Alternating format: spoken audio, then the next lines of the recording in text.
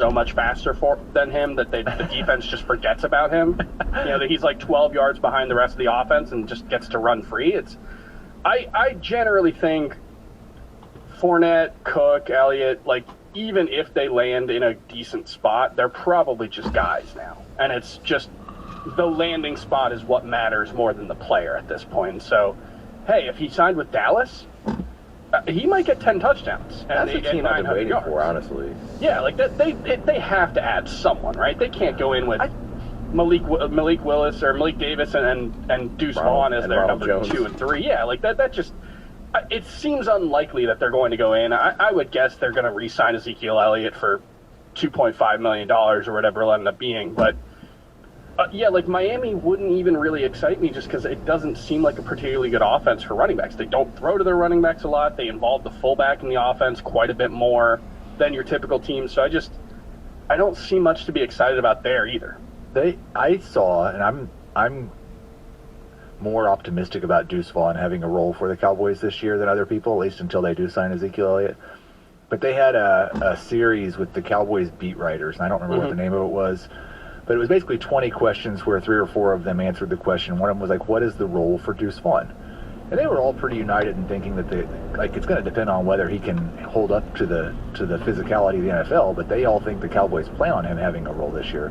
One person actually brought up, and I don't remember which one it was, that the Cowboys really were impressed with what Deuce Vaughn did in short yardage because he's so small that he just slides through cracks. Danny Woodhead used to be a better short yardage guy than you might think, if I remember correctly. So, I would love it if we could just see like a 10-touch Deuce Vaughn season. I think that would be the most fun thing. Let's get to the Titans. The other Titans, Treylon Burks, Chig Okonkwo, 2 other fallers. And I will admit, Adam, I was too high on Treylon Burks before the DeAndre Hopkins trade. I thought the breakout was coming this year. He was my wide receiver 15 in Dynasty. I've dropped him down to wide receiver 23. Chig was my tight end 14. I've dropped him down to tight end 18. Am I overreacting to an old wide receiver changing? The thing that made me excited about Burks was that we had seen him dominate targets on a run-heavy team with a bad pass offense and still be an effective option in college. I don't think he has that opportunity anymore. Yeah, for me, it has nothing to do with Burks. Like when he was healthy, I just always go back to that Green Bay game where he was really winning against Jair Alexander. It was really impressive. And he had really 2 unfortunate injuries. It was a concussion and turf toe. But when he was healthy, he was showing a lot. For me, it just comes down to the fact that, do you think Tennessee has enough passing volume to support 2 wide receivers? I don't think they will. And that's really the end of it. But on a per-target basis, I expect Burks to be really good again. Right. It's just unfortunate because Hopkins, we both, when we talk about this, clearly believe he still has plenty left. And if he has plenty left, he probably garners at least a 25-26% target share. And that's just going to be tough for Burks to get much going elsewhere. But is he going to be somebody you can't even remotely consider in fantasy? Absolutely not. But it's going to obviously lower his ceiling quite a bit, at least for the immediate future. I will point out, we've seen it. Yeah. Tennessee in 2022 had 2, I believe Corey Davis and A.J. Brown were both top 25 in points per game that year. Corey Davis only had 92 targets. A.J. Brown only had 106. They both missed a couple of games. But Corey Davis was on 112 target pace.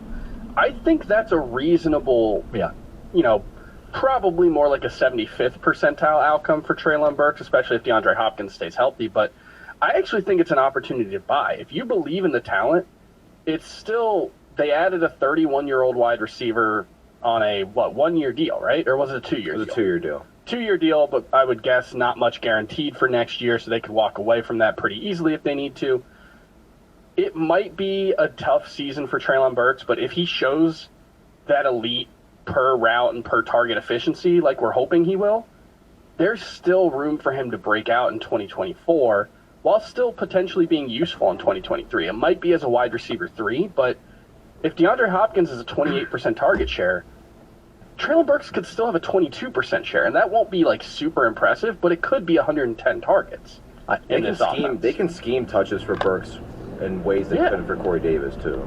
Yeah, he's an after the catch guy, so they could do jet sweeps and motion and stuff like that that'll get him the ball. So I'm a little more bearish on Treylon Burks than I think Heath was coming in, but I think, I didn't really move him down in my 2023 rankings because of this. I think I dropped him from, a 23% target share to a 21% target share. So it really didn't impact how I view him too much because I'm not 100% convinced he's an alpha yet. But if you think he has that potential, right now is a great opportunity to buy Treylon Burks. I've already bought a lot, but you guys go buy it. You can't trade with yourself, Yeah. I appreciate the optimism. I hope that Chigo Okonkwo is not talked about next year as Alberto is talked about this year, but it kind of feels like that might be the way that it goes, where he's just one of those super, super efficient guys, but not going to be enough targets with both Hopkins and Burks there. Let's take a short break, and then we'll get to answering some of your questions here at the end of the show.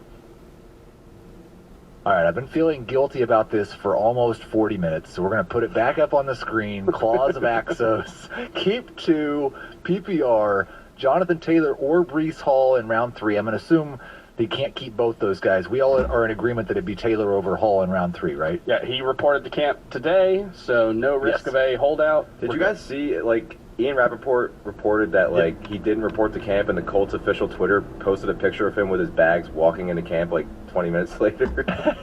That's fantastic. So, Taylor in round 3, Jalen Hurts in round 5, Miles Sanders in round 10, pick 2. I actually really like Miles Sanders for this year. He's a top 15 running back for me, but I think you go Taylor and Hurts.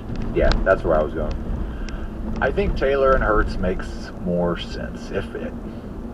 If I had an early pick, I was picking first and it was the first pick in round 5, then I might go Sanders in round 10, because I do like that Sanders in round 10 value, I think, the best. Let's get to some of the Apple Podcast questions from Peyton. I'm starting a Superflex Dynasty vet-only draft. No defense or kicker, but every person must draft a kicker, and the order of the kickers drafted determines the rookie draft order. I actually love doing it this way. You're basically in the startup draft, drafting your rookie pick spot. So the question here is, when should I draft my spot in the rookie draft? And I would say, assuming it's a Superflex Dynasty League, Bijan should definitely go in the first round. He should probably go in the first 8 picks. So I think the first kicker should probably go in the first 8 picks. But I think it's more interesting, where do picks 2 through 5 go? Are those second or third round picks for you, Adam? So I'm not gonna lie, this question very much confused me when I was reading it. Do you understand it now? What's up? Do you understand it now, though? A little bit. So basically, the first kicker taken is the 101 pick.